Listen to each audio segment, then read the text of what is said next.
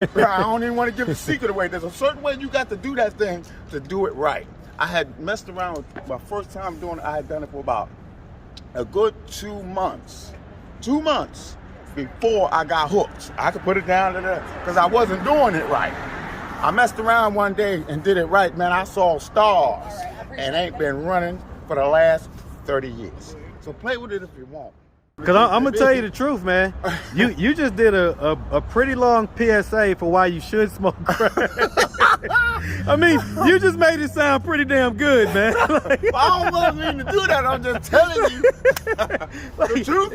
If your purpose was to try to deter people from it, I don't know if that's what you did, man. What's up, YouTube? Hit the like button, share the video. Now back to the content. What's up, YouTube? Atlanta Street Interviews out here with another one.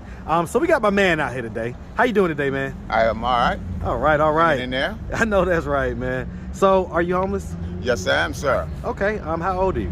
I am 54 years old, sir. 54. Yeah. And so, how long have you been homeless? I've been homeless on and off for about a good 6 years. 6 years? Yes, sir. And so, you know, what was it that happened 6 years ago that caused you to become homeless? Well, you know something, man? First thing I want to say, man, America's a great place to live, man. You know something? And a lot of the reasons why I'm homeless is because of my own irresponsibility. So what is that? Basically, I got caught up in the drug game, abusing drugs. We talk crack?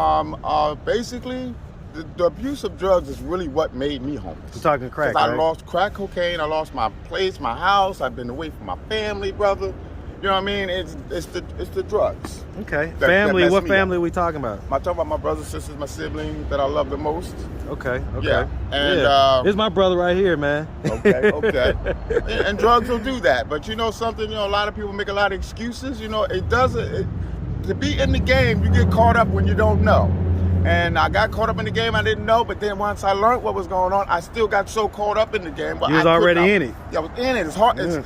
The reason why I sympathize with people because it's hard to pull back. You know Very they say difficult. trouble is easy to get into and hard to get out of. Hard to get out. So, I just recently did a violation on Rice Street, and brother, I'm gonna tell you something.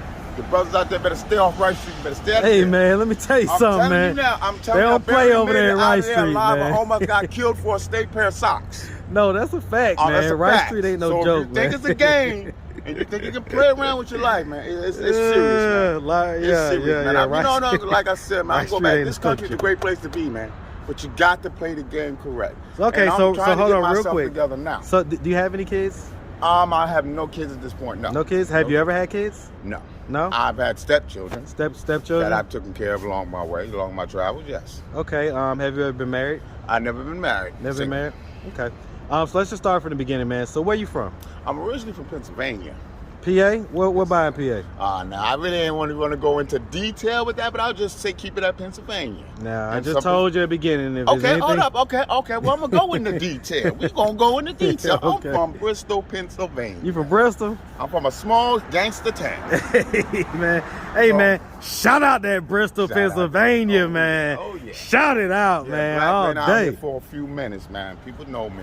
Okay. You know, people know me. All right. And so growing up in PA, did you have both mom and dad in the household? I had both mom. My mom passed when I was just about 12 years of age. My father raised me. So you know I got the hard man training. All day. Were they married?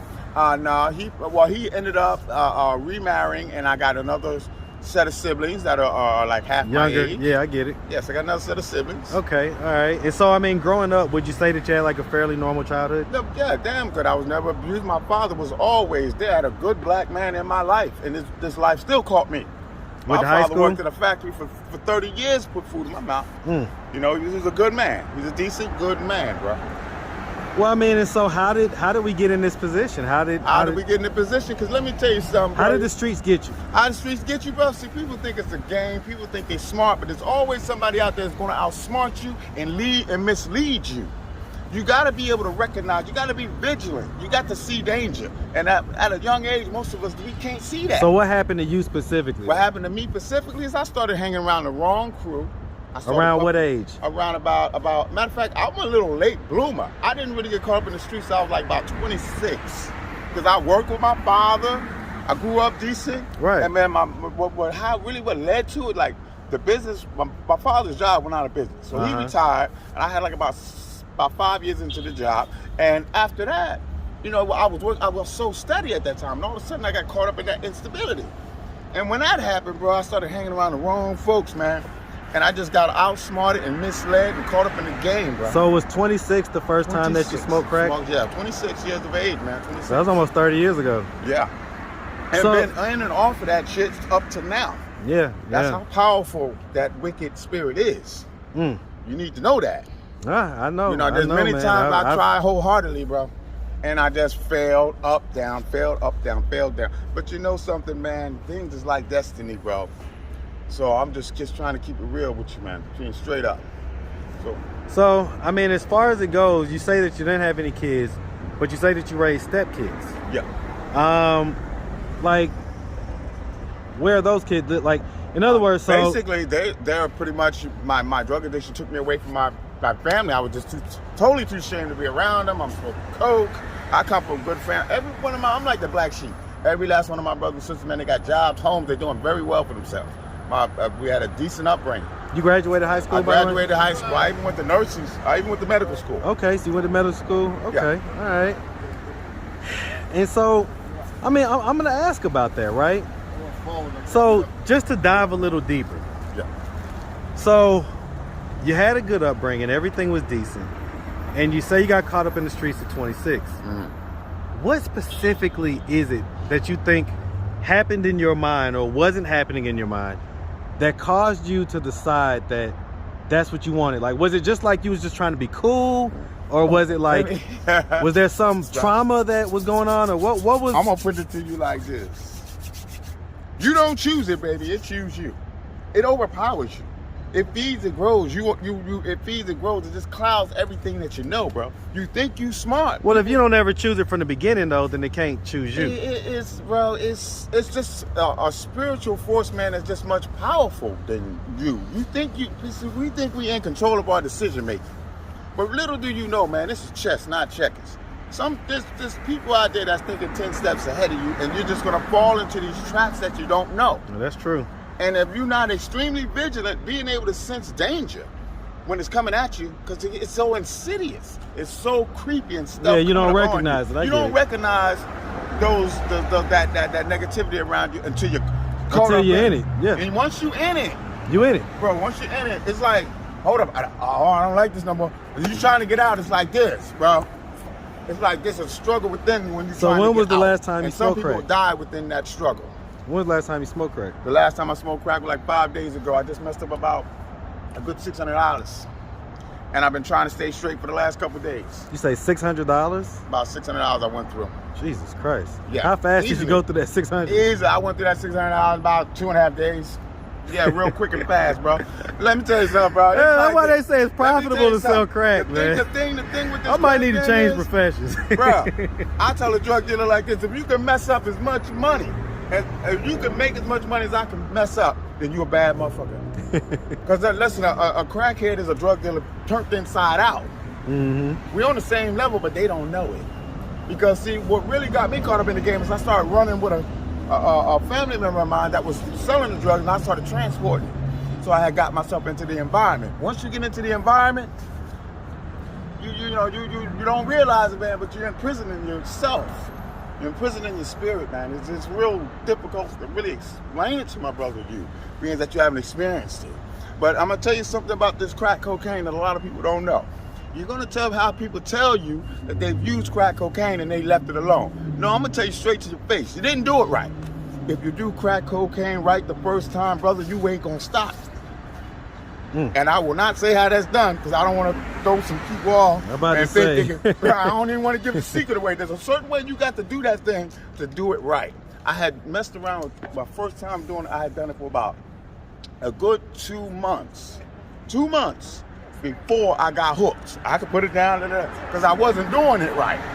I messed around one day and did it right, man. I saw stars and ain't been running for the last 30 years. So play with it if you want. It's some voodoo shit going on. But listen, Man, watch my mouth, but you know. Sound like you smoking some good crack. Bruh. They say that crack back in the day And was now they better. got this new stuff They now. say the crack back, what, the fentanyl? The fentanyl crack is it's highly psychologically addictive, because back in the day it was more physical. If people tell you that they got off crack cocaine 10, 20 years ago, yeah, that's easy. Try it now.